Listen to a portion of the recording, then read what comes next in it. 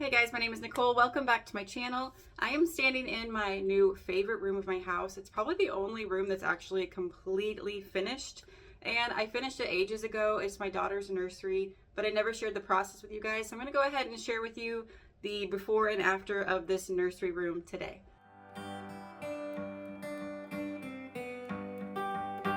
This video is already cracking me up because I have sat on this footage for such a long time. I think this was filmed in June of 2024.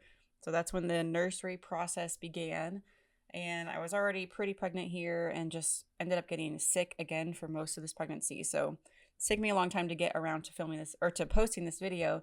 But as you can see here, all I did was take some plywood strips. I had Lowe's cut it down for me into some 7-inch strips and I just installed them vertically.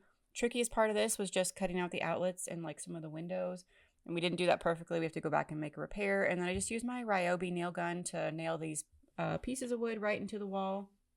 It's a really easy process. Honestly, I've done this in several rooms now, and because this wall is so small, it's one of my favorite spaces to redo because no matter what I do, it's very budget friendly and it's so easy to change out. So the fact that her room is teeny tiny has its pros, and that it's really easy to make look cute. Now, all of our kids are just outgrowing their rooms so quickly.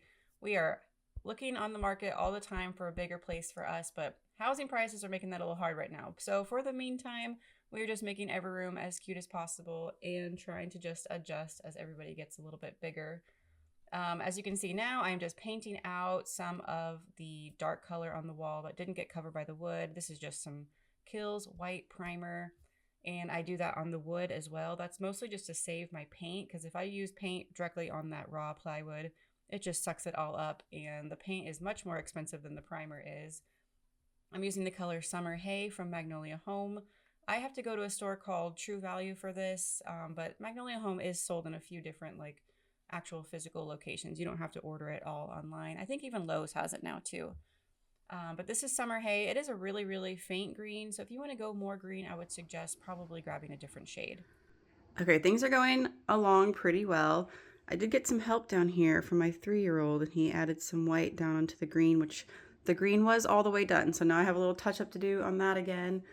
Luckily, he was nice and neat and very proud of himself. So I tried to be really happy with his progress, but also tell him to ask mommy next time before he decides to paint the wall. So this is the white I'm going with. It's already here up to the midline here. The color is Swiss Coffee from Bear, and it's kind of the brightest white I would use. It's definitely a creamy yellowish white, which is so hard to tell on camera. But I think it's going to look really nice and cottagey. I love it against the sage green, so I just got to continue that color for now. I ordered these little wooden pegs off of Amazon. They're so cute and so easy to use because they have the screw in them already. So you just have to basically make a little pilot hole and then just twist these right into whatever it is you're working on. They were the perfect little primitive touch that I wanted on this wall. And luckily I measured right the first time, because that was my biggest concern, was like how to space these. So they ended up coming out really, really cute. And they're so handy for storage and just hanging her little jackets on there. I've displayed a few different things. Sometimes it's her diaper bag. So they don't only add a ton of character, but they're also very functional. And in a small space like this, I am looking for some kind of storage in every single square inch. I highly recommend these. I will have them down in the description box. And I'm also working on an Amazon storefront. So hopefully someday I'll have a little like remodeling list there that you guys can go to on my storefront and pick and choose from some of the things that I've already used and can share with you. Now we're on to my favorite part of the whole process, which is putting everything back together, picking some of those design details, which is my absolute favorite. I did have a little bit of a struggle with choosing which curtains to use. I didn't necessarily want to go buy something because I have like a few pairs of curtains on hand. So I ended up going with these just white linen ones from Target. They're the Threshold brand, and they're a really good price for the pair, but they're never as cheap as the IKEA ones, which is what I had up first. So if you are looking for some extra long, fairly priced curtains, I would definitely go to IKEA, but these were really nice from Target. And this is how everything looked before I did the added flower decal.